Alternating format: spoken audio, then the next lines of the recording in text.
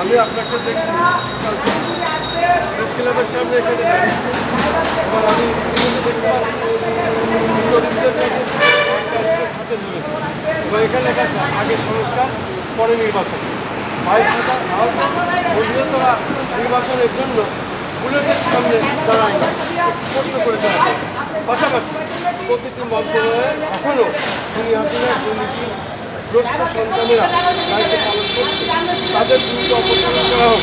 পাশাপাশি এপাশে আরেকটি চিত্রকে আমি দেখতে পাচ্ছি, গণহত্যাকারী খুনি হাসিনা সন্তানদের দ্রুত গ্রেপ্তার করা হোক। এই যে বিষয়টা আপনার নিজের চিন্তা ভাবনাটা এই মুহূর্তে কেন আসলো, কারণ এই আন্দোলন সংগ্রামে আমরা নিজেরাও ছিলাম, কারণ আমরা দেখেছি আমাদের চোখের সামনে অনেকে গুলিবিদ্ধ হয়েছে, আহত হয়েছে, মৃত্যুবরণ করেছে।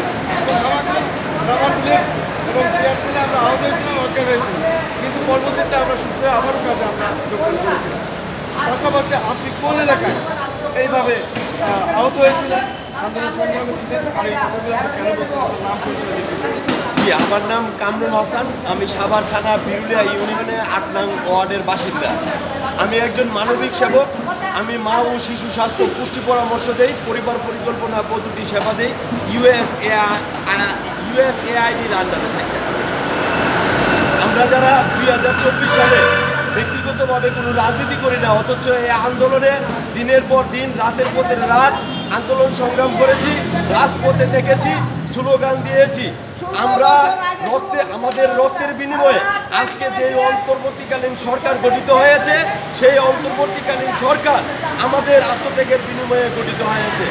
সুতরাং এই অন্তর্বর্তীকালীন সরকারকে কোনো একটা মহল, কোনো রাজনৈতিক দল নির্বাচনের জন্য বারবার চাপ দিচ্ছে। এই অন্তর্বর্তীকালীন সরকার, আমরা যারা 22,000 আহত নিহত পরিবার রয়েছি, আমরা এই অন্তর্বর্তীকালীন সরকারকে আমাদের আত্মত্যাগের বিনিময়ে গঠিত করেছি দেশের সংস্কার করার জন্য। বাংলাদেশ আপনারা জানেন ক্যান্সার নামক, অর্থাৎ দুর্নীতি নামক ক্যান্সারে আক্রান্ত। এই দুর্নীতিগ্রস্ত বাংলাদেশের দায়িত্ব দেওয়া হয়েছে এই অন্তর্বর্তীকালীন সরকারের উপর। আপনারা দেখেছেন যে খুনি হাসিনা সরকার ক্ষমতা থাকাকালীন অবস্থায় কিভাবে প্রতিটি মন্ত্রণালয়ে দুর্নীতি হয়েছে।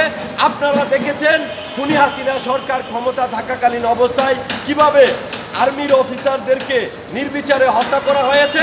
আপনারা দেখেছেন খুনি হাসিনা সরকার ক্ষমতা থাকাকালীন অবস্থায় কিভাবে শাপলা চত্বরে হেফাজতের আলেমদের কিভাবে নির্বিচারে হত্যা করা হয়েছে।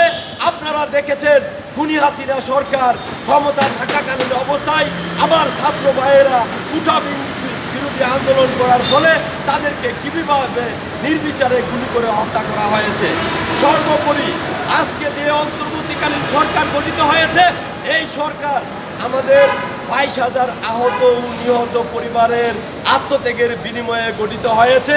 এই সরকারকে বলবো, যারা প্রকাশ্যে দিবালোকে গণহত্যা চালিয়েছে, তারা এখনো কিভাবে প্রতিটি মন্ত্রণালয়ে দায়িত্ব পালন করে, এবং যারা প্রকাশ্যে দিবালোকে প্রতিটি মন্ত্রণালয়ে, প্রতিটি এলাকায়, প্রতিটি পাড়ায় পাড়ায় প্রকাশ্যে গুলি করে আমাদের ভাইদেরকে হত্যা করেছে, তাদেরকে কেন এখনো গ্রেফতার করা হয় না?